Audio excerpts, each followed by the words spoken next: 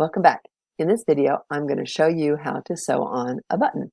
I'm Mrs. King, and I hope you'll grab a button and practice with me. This button has 4 holes. Some buttons have 2 holes. Some buttons are solid and they have a loop on the back of them. That loop is called a shank. It sews on a little bit differently than a button with holes, but it's still not a difficult thing to sew on. I've got a scrap of fabric that we're going to sew the button to. And I have my needle with my 4 strands of thread that we did in the previous video. Remember, we doubled it and we put it through the eye of the needle, and then we doubled it again and we tied a knot down here at the end. So the first thing I'm going to do is in my fabric, on the place that the button needs to go, I'm going to take my needle and my fabric, and I'm going to put it from the back of the fabric through to the front of the fabric. The thread will stop, obviously, when the knot hits the back of the fabric. I'm now going to thread, and the first stitch is kind of the trickiest, maybe. I'm going to thread my button right onto my needle, and it's dropped all the way down to my fabric. Now, because this one has 4 holes, I can either sew a stitch in 2 holes next to each other or in the hole diagonally across. I like to do diagonally across because it makes a nice little X pattern when I sew on the button. I'm going to make 3 stitches in the first diagonal direction. All right, so I'm going to try to angle this a little bit toward the camera so that you can see what I'm doing. I'm going to take my needle, push it down into that hole. It's diagonal. Push it all the way through to the back. I'm holding the button to the fabric, and I've tightened it up so that the button isn't loose. Now, I don't want to tighten it so tight that the fabric puckers, but I want to tighten it enough to hold the button. I'm still holding it with my fingers though, because I really haven't even completed 1 stitch yet.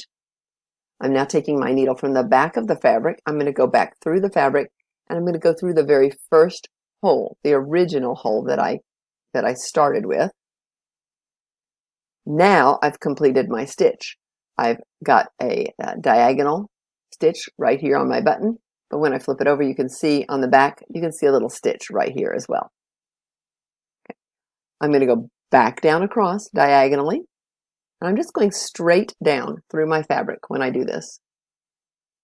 Sewing on a button is pretty easy when you have a loose, like a shirt front or something like that. You can easily see the front and the back. So you can kind of flip your fabric back and front, or back and top, in order to know where to put your needle when you're going back up through your button. So I'm flipping it over, taking a look at where that knot was and my other stitch, and I poked my needle right through the same hole that I started with the very first stitch. I'm getting ready to do my 3rd stitch now, so I'm going to go straight down in that diagonal hole. And now my button has 3 stitches, and it's diagonal, as you can see. So I want to start the opposite stitch.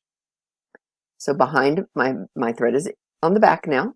So behind my button, I'm going to poke my needle up through the fabric, through one of the other empty holes.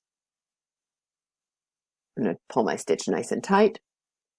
Snug maybe is a better word, because again, we don't want to pucker the fabric. I'm going to go down in the hole that doesn't have a stitch yet, and that just formed the first stitch, and you can see it looks a little bit like an X. I hope you can see that on the video. I'm going to go back up where I started, and now I'm going back down again, diagonally across for my 2nd stitch. I'm going to go 1 more time, back up, and you kind of have to feel your needle around on the back of the fabric until it gets into the hole. And another trick I'll show you, at least I'll try to show you on this video, if you're not really sure, like if you can't seem to get the needle into the hole, you can kind of open up your fabric and button, and maybe you can see me pushing the needle through, kind of bumping into my finger right there. And at the same time, I can see the hole that I want it to go into on my button. So now I'm starting my 3rd stitch. This is going to be my final stitch for the to attach the button to the piece of fabric. this time I don't want to go down all the way through my fabric like I had before. I just want to go down the button and keep the needle on the top side of the fabric. So I'm going to pull that fabric away, and I'm putting the needle through the hole in the button. It's right here. It's really kind of tricky to see it right here above my finger. Maybe if there's a way I can get the camera to show that a little better for you. And I'm pulling the thread through to the back of the button. So the thread is actually in between the button and the fabric. The reason I'm doing this is I'm going to wrap the thread like 2 or 3 times, 1, 2, 3, to make a little shank for the button. This just makes it easier to put the button in a buttonhole. If the button is really tight to your fabric, you'll find that it's not as easy to button, and sometimes again it can pucker when you button your garment. So in a home sewing situation, you don't really find this on a ready-made garment, except a very expensive ready-made garment, like a couture or a designer garment. But in a home garment, that's one of the little touches that we do. We wrap that.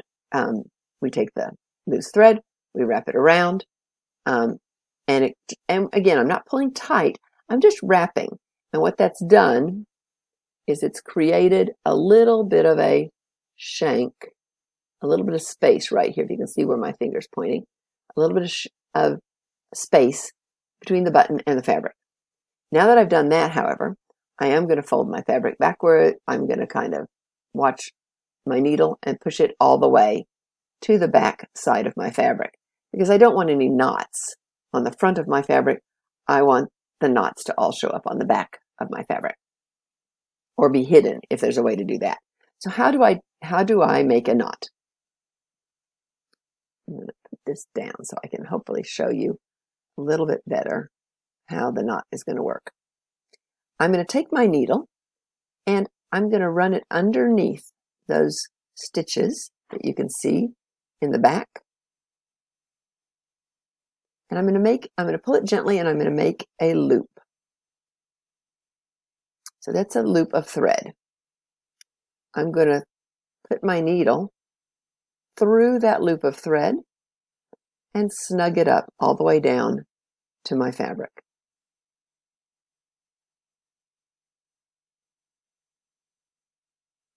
That tied a knot in the back of my fabric. So now I'm going to do it again, just because I like to do a double knot. So I'm going to again put my needle through those stitches that are on the back. I've formed a loop right there with my thread. I'm going to tuck my needle into that loop and pull it nice and snug. If your thread's really long, you may need to use your fingers to kind of wiggle that knot down to the bottom, and so that it's close to the fabric. You certainly don't want a knot like way up here on your thread, because that wouldn't do any good to hold your button on. Now we've finished that. The last step is to take our little scissors from our sewing kit and snip it off nice and close to the fabric without cutting the knot, of course. And we've sewn on our button. Terrific.